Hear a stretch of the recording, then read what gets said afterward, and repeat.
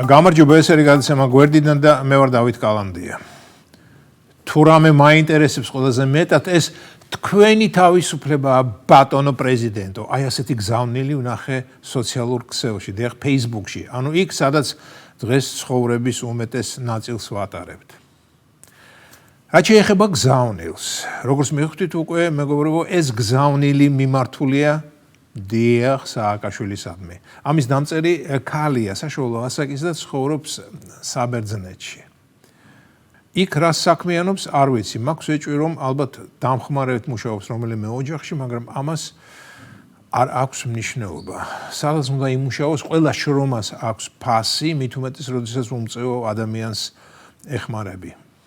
მაგრამ როგორ უნდა უჭირდეს ადამიანს სულიერად, რომ ცხოვრებაში ყველაზე მეტად სააკაშვილის თავისუფლება აინტერესებდეს. იმ ადამიანის თავისუფლება, რომელმაც მე რომ მკითხო, საქართველოს ისეთი ზიანი მიაყენა, რომ ალბათ აღა მაჰმად ჰანსა და მურვან ყრუს არ მიუყენებია. დიახ, ეს ორი ჩემი მიერ ნახსენები ამხანაგი ქართველებს ხორციელად ხოცავდა. სააკაშვილმა კი სულიერად გაანადგურა ძალიან ბევრი ადამიანი. ისე გაანადგურა, რომ იმ ადამიანთა სულები აღდგენა რესტავრაციას მგონი აღარ ექვემდებარება. ძალიან პომპეზურად ვლაპარაკობ, მაგრამ სხვანაირად არ შემიძლია. ჩემი მეორე სახელი პომპეზურაა.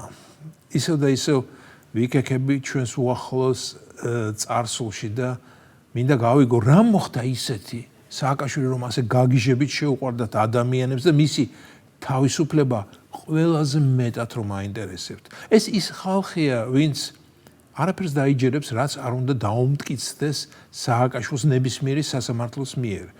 გასაგებია, რომ ეს სექტა, მაგრამ აი როგორ შეძლო იმ სრულიად შეურაცხადმა ადამიანმა სააკაშვილს გულისხმობა. ასეთი მრევლის შექმნა ვერ ხვდები. საერთოდ სექტის წინამძღვარი ცოტა გაფრენილი თუ არა, ის ადამიანებს ვერ დაიმორჩილებს, ვერ მოიზიდავს მრევლს. ეს არ ახალი ამბავია და ამაზე ახლა ლაპარაკი შორს წაგვიყვანს, თანაც ფორმატი არ იძლევა ამის საშუალებას. მე სხვა რამ მაინტერესებს, თანაც დიდი ხანია ეს მაინტერესებს, უკვე 22 წელია. ერთი ასეთი ნეტარი სექტანტის თვალით რომ შემახედა სააკაშვილისთვის და გამიგო, თუ რამ მოხიბლა, რამ გადარია, რამ გამოიწვია ის, რომ ყველაზე მეტად იმ საწოდავს სააკაშვილის თავისუფლება აინტერესებს. და თქვა და გაათავისუფლეს. ანუ კლინიკიდან ზარზეიმით გამოწერეს. მერე რით გაერთობს თავს ის ჩვენი სექტანტი, რით დაკავდება მისი ტვინი, რა იქნება მისთვის ყველაზე საინტერესო. ალბათ ის, რომ მისი კერპი დაუბრუნდეს ქვეყნის მართვის სათავეებს და ბოლომდე გაგვსრისოს ჩვენი სამშობლოიანად. არ ვიცი, არ მესმის. აი ამიტომაც ვამბობ, 1 საათით მაინც შემაღწევინა ასეთი ადამიანის აზროვნებაში, რომ გავერკვე რა დაინახა მან. და ის 1 საათი, რასაც მე გავატარებდი იმ ქალის გონებაში, ალბათ მომწევდა საშუალებას დეტალურად გამეგო ის, რაც არ მესმის.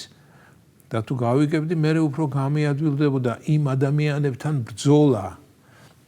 თუმცა არა, ბრძოლა ამ შემთხვევაში არაა სწორი სიტყვა. სულიერად დაავადებულს კი არ უნდა ებრძოლო, უნდა უმკურნალო და გამიადვილდებოდა მათი კურნალობა.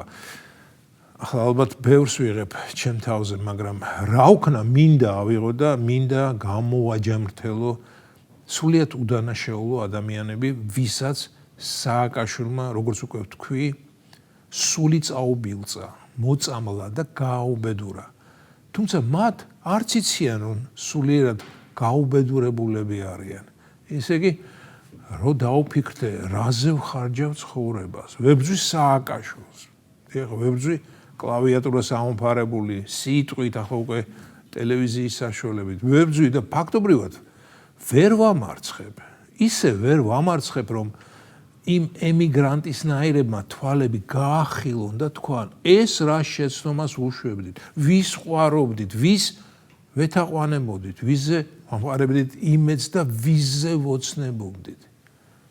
ადამიანი, რომლისთვისაც დღეს ყველაზე მთავარია კრიმინალი და სოციოპათი სააკაშვილის თავისუფლება, ის ადამიანი სააკაშვილისნაირია, ის არაფრით განსხვავდება მისგან. ალბათ ის რომ ყოფილიყო მის ადგილას, იგივეს გააკეთებდა, რადგან მოსწონს მისი ნამოქმედარი, მოსწონს 300,000 პრობაციონერი, მოსწონს ბრიყული საგარეო და დესპოტური საშინაო პოლიტიკა, მოსწონს საკუთარი მოსახლეობის დაყაჩაღება, მოსწონს სადისტი ახალაები და უბოროტესი ადეიშვილი და მოსწონს, როდესაც კუკურუზნიკის დანახვაზე ქვეყნის პირველი პირი ტალახში გორაობას რომ იწყებს მთელი დუნიის დასანახად.